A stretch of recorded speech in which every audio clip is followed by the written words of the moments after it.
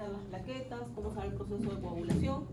Y nos quedó pendiente hablar de los glóbulos rojos, ¿sí? Glóbulos rojos que ustedes ya me habían comentado también la semana pasada, se van a encargar de transportar el oxígeno necesario para que pueda llegar a las células. Ahora, ¿cómo se forman los glóbulos rojos? Se van a formar, se van a sintetizar a partir de un evento fisiológico que se conoce como eritropoyesis. ¿Qué ocurre dónde? En la médula ósea. Y todo parte de una célula madre pluripotencial. Y acuérdense que esta puede dividirse en salud, en los glóbulos rojos y en glóbulos blancos. Y en este caso, vuelvo a repetir, nosotros nos vamos a encargar de los glóbulos rojos. Y va a pasar por diferentes estadios, ¿no? Proeritroblasto, eritroblasto basófilo, eritroblasto policromatófilo, ¿no? Eritroblasto normocito, que también se conoce, ¿no? O normocítico, reticulocito, que es finalmente como se expulsa de la médula ósea, ¿sí? Hacia la sangre, y en 24 horas madura a eritrocito maduro, ¿sí? Estas formas inmaduras tienen ciertas diferencias con el eritrocito maduro. ¿Cuáles son esas diferencias que ustedes conozcan?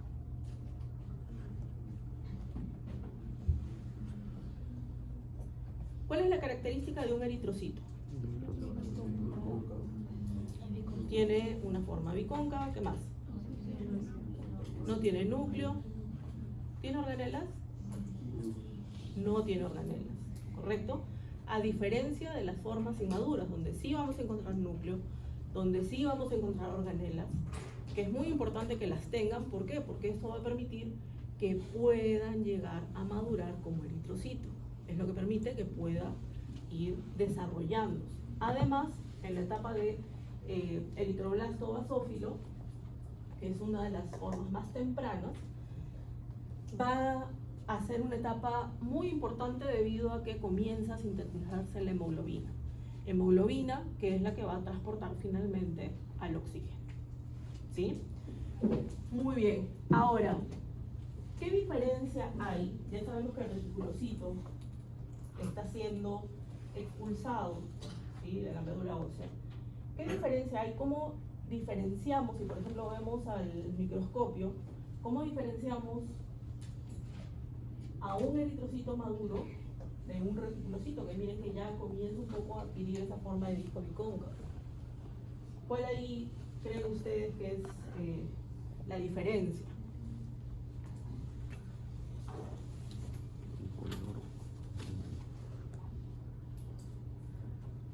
Los que ya han llevado histología.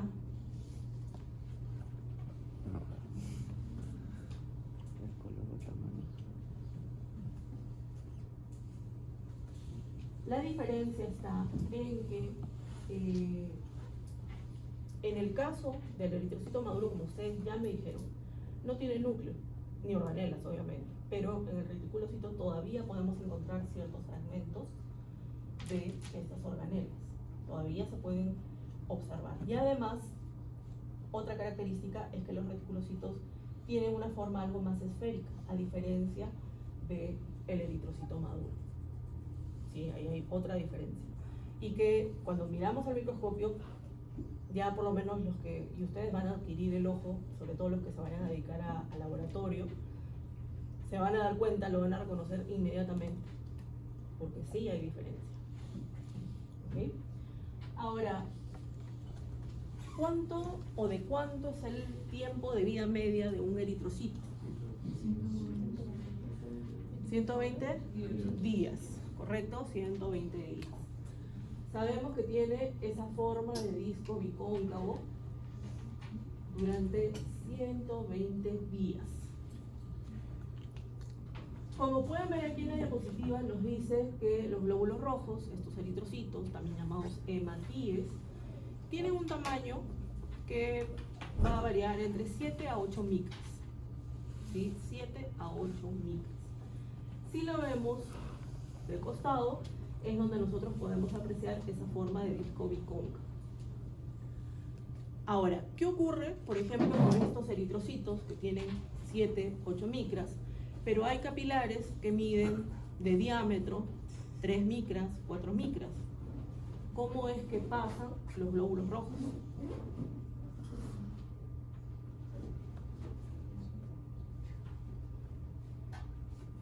Van a pasar justamente porque tienen esta forma de disco bicóncavo.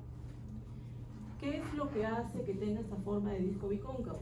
Ustedes van a ver que en las membranas presenta unas proteínas que se denominan anquirinas. ¿Sí? Anquirinas. Estas anquirinas se van a unir a través de otras proteínas que se denominan espectrinas.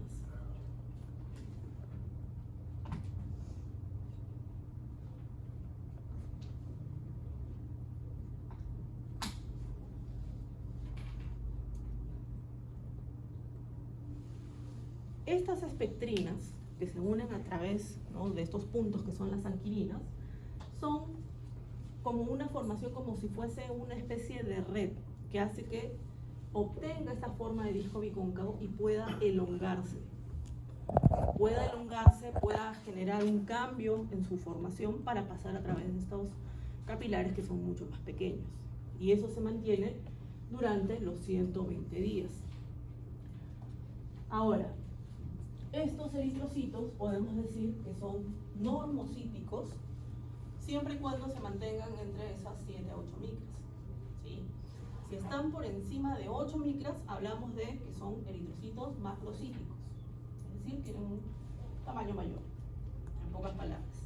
Y si está por debajo de 7 o de 6 en algunas especies, ustedes se van a dar cuenta más adelante en la carrera que hay especies que pueden llegar a tener 6 micras y está dentro de lo normal.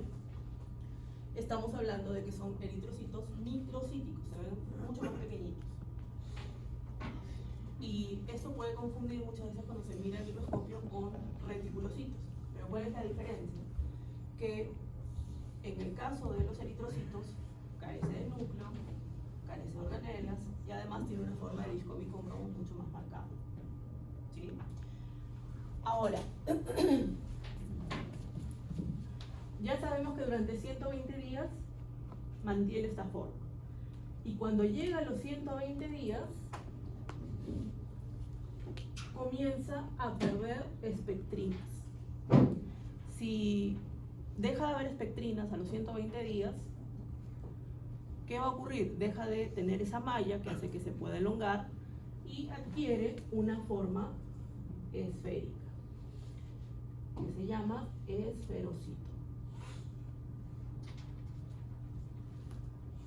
Y cuando ese esferocito es reconocido por los macrófagos del sistema retículo endotelial, principalmente del vaso. Entonces comienzan a ser fagocitados.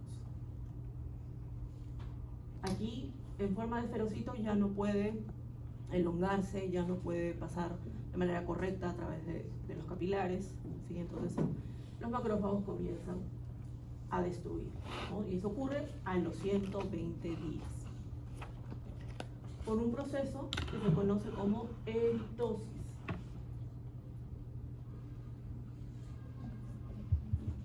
Así como sabemos que la muerte de las células se denomina apoptosis, en este caso es eritosis. Pueden encontrar en algunos libros, algunos artículos que hablan de apoptosis, de glóbulos rojos. Está correcto, pero lo ideal es decirle eritosis. ¿Sí? Es el nombre que nosotros vamos a utilizar. Muy bien. Vamos a seguir. Vean aquí justamente lo que estábamos hablando. Tenemos algo que vendrían a ser las anquirinas, que van a ir uniéndose a través de las espectrinas, que son como unas proteínas que se envuelven, como formando unas cadenas, ¿sí? Que es lo que permite obtener esa capacidad de poder elongarse. Ahora, cuando el número de glóbulos rojos aumenta, hablamos de policitemia.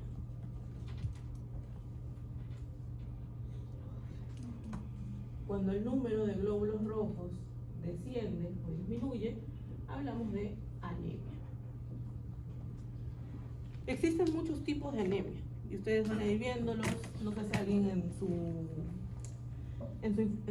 ¿cómo se llama? En su investigación formativa les ha tocado el tema de anemias. No sé si en este grupo ha tocado. Van a ver que hay muchísimos tipos de anemias. Y de hecho, a lo largo de la carrera van a seguir ustedes viendo que hay más tipos de anemias, ¿no? Pero tenemos unas anemias que son, digamos, básicas, que por lo menos tenemos que conocer. Y para que pueda haber eritropoiesis,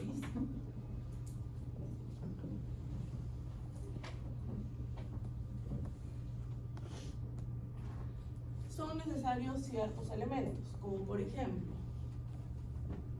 el hierro, la vitamina B12, la vitamina B9, ¿sí? Que vienen con el alimento, que son exógenas, pero también vamos a encontrar de manera endógena dentro del organismo a una sustancia que se conoce como eritropoyetina.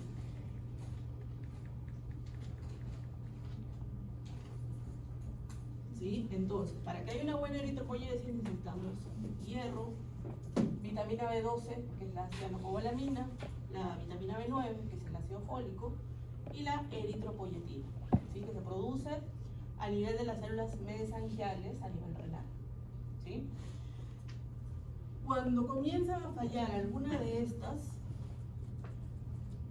vamos a ver que la eritropoyesis ya no va a ser tan adecuada. Entonces comenzamos a ver cuadros de anemia. Y podemos encontrar, por ejemplo, una panmielopatía. Panmielopatía, que significa que aquí la que está siendo afectada es desde la célula madre. Entonces aquí el problema puede estar en los glóbulos rojos, pero también en los glóbulos blancos. ¿Sí? Por eso se denomina panmielopatía. Podemos encontrar una anemia aplásica. ¿Sí? Anemia aplásica que ocurre en los primeros estadios, ¿no? Hasta eritroblasto basófilo aproximadamente. Entonces no se forma buena hemoglobina, por ejemplo, ¿no? ¿En qué casos podemos encontrarla? En enfermedades autoinmunes, podemos encontrarlas en enfermedades víricas, como por ejemplo en parvovirus, podemos encontrar que se presentan este tipo de anemias, ¿no? Anemias de tipo aplásica. Podemos tener anemias del tipo renal, ¿sí? Anemia renal, que ocurre justamente porque hay una deficiencia de eritropoyetina. Acuérdense que el estímulo para que se libere la eritropoyetina es el oxígeno. Entonces, cuando los niveles de oxígeno caen, la eritropoyetina comienza a liberarse. Pero ¿qué pasa? Que por ejemplo en pacientes que tienen nefropatías crónicas, insuficiencia renal crónica, por ejemplo, la eritropoyetina se libera en pocas cantidades o directamente no se libera. Entonces, ahí comenzamos a ver una anemia de tipo renal, porque la causa está en que las células mesangiales no están generando buena eritropoyetina. Podemos tener una anemia de tipo megaloblástica, que está relacionada con la carencia de vitamina B12 y B9. A veces es muy común en la medicina veterinaria, ¿no? Sobre todo hablando de mascotas. Va a pasar, y seguramente si algunos de ustedes ya trabajan en veterinaria, se van a dar cuenta si tienen un paciente con parvovirus y ustedes hacen una anemia, hacen un estudio para detectar anemia y hacen un dosaje de vitamina B12, se van a dar cuenta que está por debajo. Entonces ustedes tienen que administrarle vitamina B12, ¿no? Para poder levantar.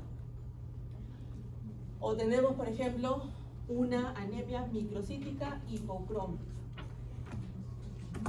En la medicina veterinaria también es muy común por deficiencia de hierro.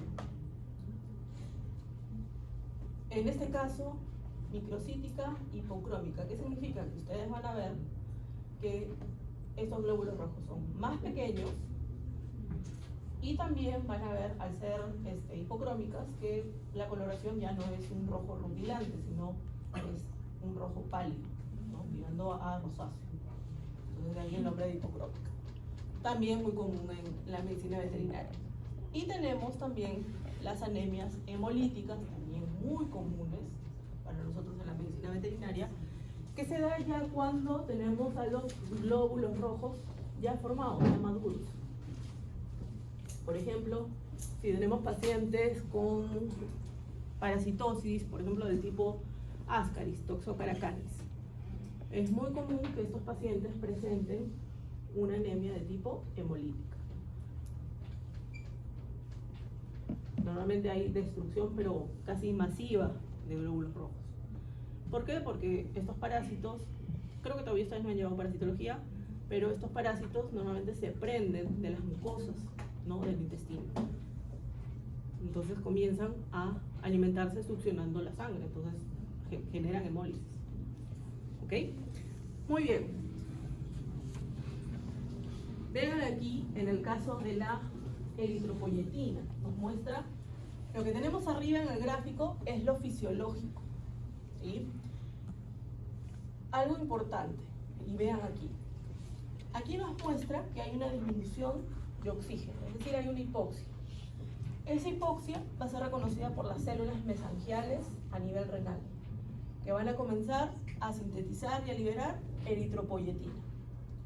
La eritropoyetina se va a dirigir a la médula ósea. Y ustedes ya saben que esta eritropoyetina es necesaria para que se puedan formar glóbulos rojos, ¿sí? Pero también tiene otra función, y es evitar la apoptosis de las formas inmaduras. Es decir, que ayuda a que puedan desarrollarse, a terminar de desarrollarse, para formar a estos glóbulos rojos. ¿Ok? Entonces, vean cómo se forman glóbulos rojos que van a transportar oxígeno y los niveles de oxígeno comienzan a aumentar. ¿Qué feedback sería este de aquí? Negativo, ¿no? Negativo, ¿por qué? Porque está corrigiendo el estímulo inicial. ¿Ok? Entonces, muy bien, lo han reconocido perfectamente. Ahora, la gráfica también nos muestra tres condiciones que tenemos aquí en el inferior. En la primera condición podemos ver que tenemos una hipoxia marcada. Y digo marcada porque, si se dan cuenta, ya no hay solamente una flechita que nos indica que los niveles de oxígeno están bajos, sino que ya tenemos dos flechitas, o pueden ser tres o pueden ser cuatro, pero ya hay más de una. Entonces, esa hipoxia marcada va a ser captada por las células mesangiales y van a sintetizar y liberar más eritropoyetina, que se va a dirigir a la médula ósea. Pero ¿cuál es el problema? Que normalmente aquí, vamos a ver, que no llegan a madurar por más que haya eritropoyetina. Y esto suele ocurrir en enfermedades relacionadas con la médula ósea, sobre todo que son de tipo congénitas, o incluso algunas podrían ser hereditarias, ¿sí? Entonces, el problema es que no hay una buena médula ósea. Entonces, por lo tanto, por más eritropoyetina que tengamos, madurarán algunos, pero no todos. Y si tenemos menor cantidad de glóbulos rojos, menos oxígeno. Entonces, menos oxígeno, y se convierte, de nuestro feedback negativo se convierte en un feedback positivo. ¿Sí? Se convierte en un feedback positivo. Que esto sí puede llevar a la muerte, ¿no? Es un círculo vicioso, como habíamos dicho. ¿Por qué? Porque hace que los niveles de oxígeno caen. ¿Okay? Tenemos una segunda condición, que nuevamente nos muestra una hipoxia marcada debido a que hay una hemólisis, ¿no? Puede ser, por ejemplo, estas mismas parasitosis, ¿no?, que generan hemólisis, hace que, lógicamente, los niveles de oxígeno comiencen a caer. Es reconocido por las células mesangiales, comienzan a sintetizar, ¿sí?, más eritropoyetina, la libera, va a la médula ósea. No hay ningún problema en la médula ósea, por lo tanto, llegan a madurar a glóbulos rojos, pero ustedes aquí todavía tienen la causa de esa hemólisis, que son los parásitos. Entonces, hasta que ustedes no terminen con esa causa, vamos a seguir viendo esto en feedback positivo. ¿Sí? Entonces, ¿cuál sería aquí la solución? Hacer el examen coprológico correspondiente, ver si efectivamente es, no sé, Ascaris o anquilostoma o el que sea, y de acuerdo a eso ustedes le aplican o le dan el antiparasitario adecuado. ¿Sí? Entonces, con eso ustedes van a terminar con esta hemólisis. ¿sí? Y algo que ustedes van a aprender en parasitología y posiblemente también en fármaco es que el antiparasitario no es que se da solamente una vez, sino que tienen que repetirlo, ¿sí? Porque los parásitos tienen diferentes estadios. Estadios de huevos, estadios de larva 1, larva 2, adulto, y los antiparasitarios muchas veces solamente algunos afectan o atacan a la etapa de larva, otra en la etapa de adultos, entonces tienen que repetir porque es un ciclo. Entonces, quizás, vamos a suponer, un antiparasitario eliminó a los adultos, pero todavía tienen las larvas que unos días se van a convertir en adultos y van a seguir con el problema. Entonces tienen que volver a repetir, ¿sí? Muy bien. Y la tercera condición, aquí el problema está a nivel renal. Podemos verlo porque el color del riñón ya cambió, ¿no? Por ejemplo, podría ser una insuficiencia renal crónica. Entonces, en este caso, tenemos el estímulo, una hipoxia marcada, pero ¿qué ocurre? Que al estar dañado las células de los riñones, lógicamente, la eritropoyetina comienza a caer o incluso deja de secretarse, ¿sí? Entonces, menor eritropoyetina dentro de la médula ósea.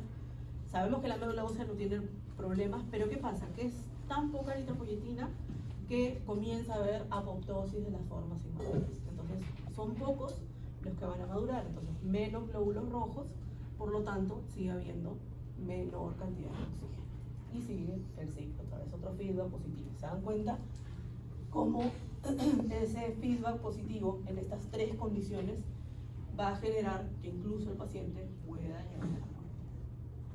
Y por eso le da el nombre de círculo vicioso. ¿Sí? ¿Queda claro? Muy bien. Ahora, aquí en esta diapositiva nos muestra el caso del hierro. Hierro o fierro, ¿sí? Que sabemos es muy importante para la eritropoyesis, proviene con el alimento, entonces llega al estómago, llega al intestino delgado, específicamente la primera porción del duodeno, ¿sí? Y a nivel del duodeno va a comenzar a ser absorbido. Pero ustedes recordarán que el hierro puede estar en estado férrico, en estado ferroso. En este caso, que tiene estos dos signos de positivo, de más, significa que está en un estado ferroso. Férrico sería si tiene 3, ¿sí? Sí. La ferritina es la forma como se almacena. Sí, es justamente lo que les voy a explicar ahorita. ¿Sí? Entonces, normalmente el hierro está en un estado férrico en el alimento, pero la acidez del estómago y la acidez que también, o lógicamente en menor proporción, podemos encontrar en el duodeno, hace que pase de un estado férrico a un estado ferroso. Ahora, en estado ferroso va a pasar al enterocito a través de un transportador bivalente metálico, tiene ese nombre. Una vez dentro, se va a almacenar como ferritina. Es la forma como se almacena para el momento en que requiera ser utilizado. Y la otra posibilidad es que ya no se almacene como ferritina, sino que pase hacia la sangre. Y en la sangre se va a unir a una apotransferrina. La apotransferrina es una proteína transportadora, ¿sí?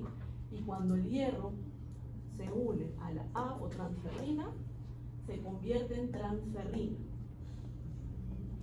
Y es la manera como se va a transportar hacia la médula ósea, hacia el hígado, por ejemplo, también. Acuérdense que también el hierro está implicado en formación de factores de la coagulación, por ponerles un ejemplo.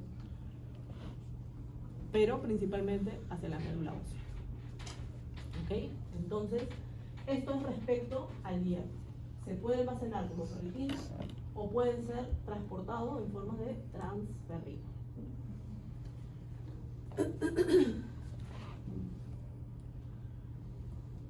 Hay un tipo de anemia, es un tipo de anemia hemolítica que se denomina esferocitosis hereditaria.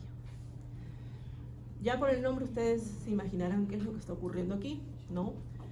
En el sentido en que rápidamente esos glóbulos rojos se convierten en esferocitos.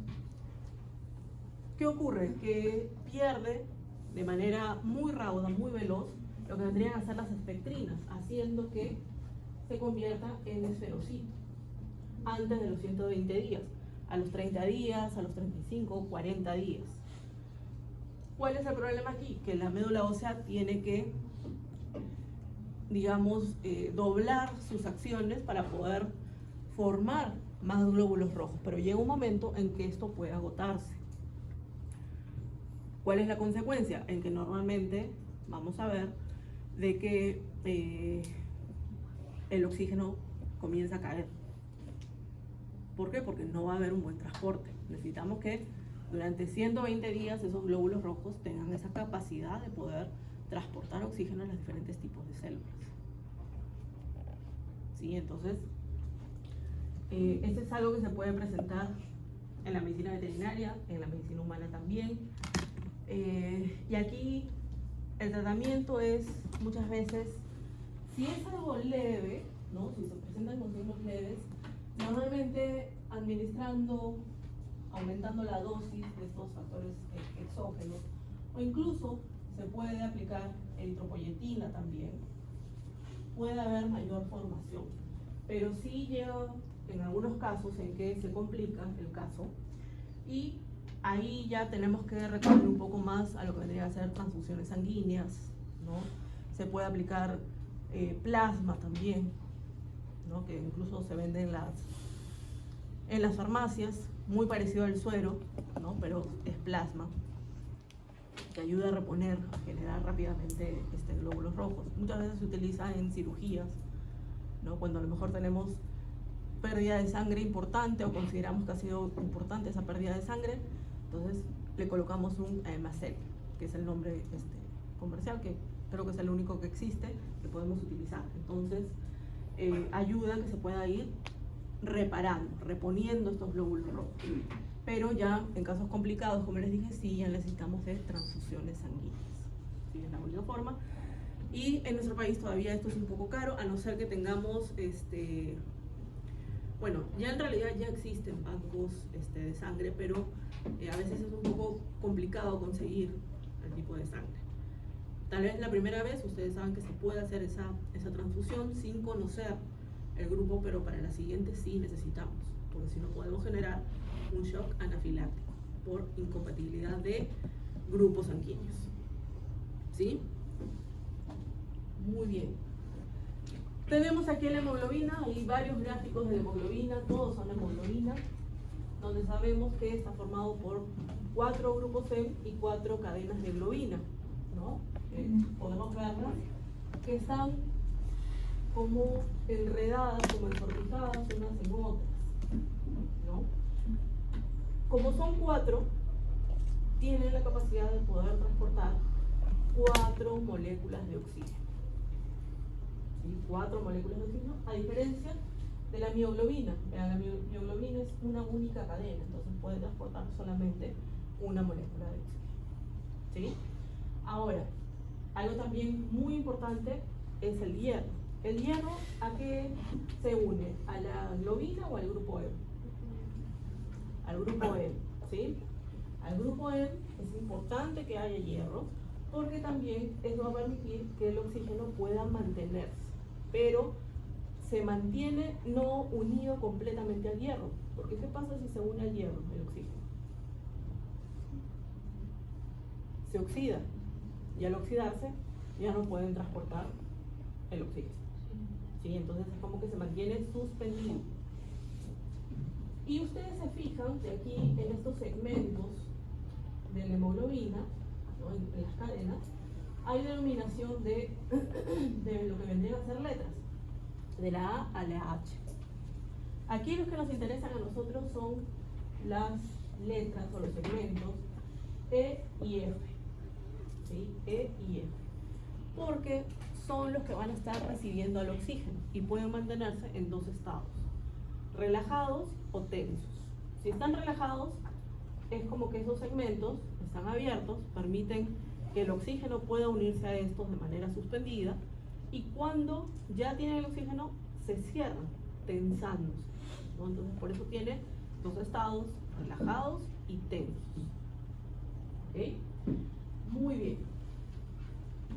De la hemoglobina vamos a hablar más un poquito más cuando veamos respiratorio, ¿sí? Porque ahí sí nos va a interesar muchísimo más. Ahora, tenemos que los glóbulos rojos van a generar metabolismo. Si ya sabemos que estos glóbulos rojos no tienen núcleo, no tienen organelas, ¿cómo es que generan metabolismo? ¿O dónde generan metabolismo? En la vía de las metafosfatos para ayudar a la glucólisis. Ya. Sí mismo recomponerse por elementos de esto. Excelente, muy bien. Significa que va a realizar una glucólisis o glicólisis, salud, anaeróbica a anaeróbica, porque acuérdense, no tiene mitocondrias, no tiene ciclo de Krebs, etcétera, entonces es anaeróbica, donde se va a formar 2 ATP. Pero a su vez también se va a dar el ciclo de las pentosas, ¿sí? De las pentosas fosfato, que va a generar que se forme el NAD reducido. ¿Sí? El NAD reducido que lo tenemos aquí. Ese NAD reducido es importante que se mantenga durante esos 120 días, ¿sí? Que debe de durar ese glóbulo rojo. ¿Por qué? Porque eso permite que se mantengan los niveles adecuados de glutatión reducido. Glutatión reducido. ¿Qué hace el glutatión reducido? Lo que hace es proteger a los grupos sulfidrilos de las membranas de los eritrocitos, haciendo que no pierda esa capacidad de, por ejemplo, de perder las espectrinas. Por eso es importante. El glutatión reducido también comienza a contrarrestar los efectos de los oxidantes. Es decir, los oxidantes son todas aquellas sustancias reactivas, ¿no?, al oxígeno, que van a comenzar a hacer que el oxígeno pierda esa capacidad de poder transportarse. Como por ejemplo, comienza a formarse metahemoglobina, donde encontramos al hierro en estado férrico. Significa que se oxidó. Pero para eso, en esos 120 días, mientras haya glutatión reducido, vamos a tener una enzima que es la metahemoglobina reductasa, que hace que pase de metahemoglobina con su estado férrico a estado ferroso. Entonces, de esa manera, la hemoglobina puede transportar el oxígeno. Entonces, eso ocurre fisiológicamente dentro de esos 120 días. ¿Sí? Ahora, ¿qué ocurre cuando se cumplieron los 120 días? Ahí vamos a ver que el glutatión reducido comienza a caer. Y ese es el inicio para que comience ese proceso de eriptosis. Eriptosis, que lo tenemos aquí. Este es el gráfico de eriptosis.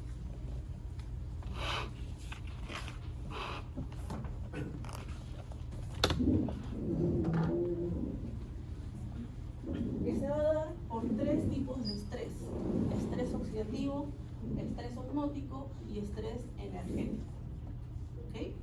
Entonces, vamos a empezar explicando a través del estrés oxidativo, en el cual ustedes se fijan que comienza a caer el glutatión reducido.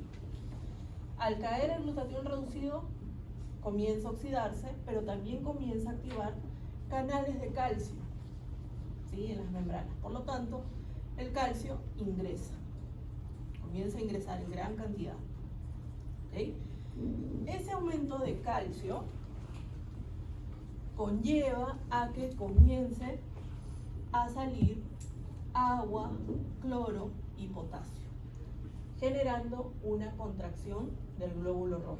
Es como que comienza a achicarse, se contrae. ¿Sí? Eso lleva a un estrés osmótico. Ese estrés osmótico que se ha generado por la salida del potasio, del cloro y del agua por aumento de calcio, comienza a activar a una enzima que es la fosfolipasa A2. La fosfolipasa A2 comienza a degradar al colesterol de la membrana y lo convierte en ácido araquidónico. El ácido araquidónico aquí va a ser degradada por una COX, que también se encuentra dentro de los glóbulos rojos. Entonces la COX hace que se convierta en prostaglandina E2. Esta prostaglandina E2 es de tipo proinflamatoria. Y al ser proinflamatoria lo que hace es que sigan abriéndose canales de calcio. Entonces el calcio sigue ingresando, aumenta a nivel intracelular. Y tercero, se va a generar un estrés energético. ¿Qué ocurre en el estrés energético? Que los niveles de ATP comienzan a caer. Hay una depresión del ATP. Por lo tanto, si baja el ATP, ¿funcionarán las bombas de calcio, las bombas de sodio y potasio? No, definitivamente no. Entonces, en el caso de las bombas de calcio, dejan de funcionar, por lo tanto, sigue habiendo un aumento de calcio a nivel del interior del glóbulo rojo. Ahora, ese aumento de calcio va a generar como segundo mensajero, porque al estar aumentado actúa como segundo mensajero, que se activen unas proteínas. Esas proteínas son la calpaína, ¿sí? Calpaína, que una vez que se activa la calpaína va a generar un efecto en el citoesqueleto, es decir, comienzan a degradar a las espectrinas. Y si ya no hay espectrinas, ustedes saben que adquiere esa forma esférica, ¿sí? Y también va a activar a las escramblasas, que cuando se activan las escramblasas comienza a externalizarse a nivel de las membranas lo que vendría a ser la fosfatidilcerina. Y esa fosfatidilcerina expuesta es la señal para que los macrófagos reconozcan a estos esferocitos y finalmente terminen siendo destruidos, fagocitados. Entonces tenemos ahí el proceso de la eritosis. ¿Alguna duda, alguna pregunta? ¿Qué señal daba? La externización de la Fosfatidilcerina, que los macrófagos lo reconozcan. Es la señal para que los macrófagos comiencen a fagocitar, por la redundancia, a estos esferocitos. Profesora, ¿se activaba la escramblasa y qué sucedería con el proceso final? En el caso de la escramblasa, cuando se activa, hay externalización de la fosfatidilcerina, que nuevamente es señal para que los macrófagos actúen. ¿Sí? ¿Alguna otra pregunta? El estrés osmótico. El estrés osmótico se genera, ya sabemos, por el aumento de calcio que hace que salga potasio, cloro y agua. Entonces, esto va a activar a la fosfolipasa A2, que degrada el colesterol de las membranas, lo convierte en ácido araquidónico. El ácido araquidónico va a seguir el proceso de degradación a través de una COX, que normalmente en este caso son COX-2, y se convierte en prostaglandina E2, que es proinflamatoria, lo cual se traduce en que genera apertura de canales de calcio. Entonces sigue ingresando calcio. ¿Sí? Sobre la prostaglandina H2 era de la plaqueta. Sí.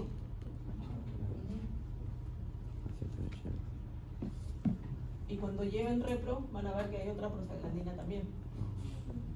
En realidad hay varias. ¿Alguna otra duda, alguna otra pregunta? ¿Ninguna? Ok. Entonces, hasta aquí es la clase de la semana pasada. Ahorita va a empezar la de hoy día. ¿Me parece que nos tomamos un receso? ¿Sí?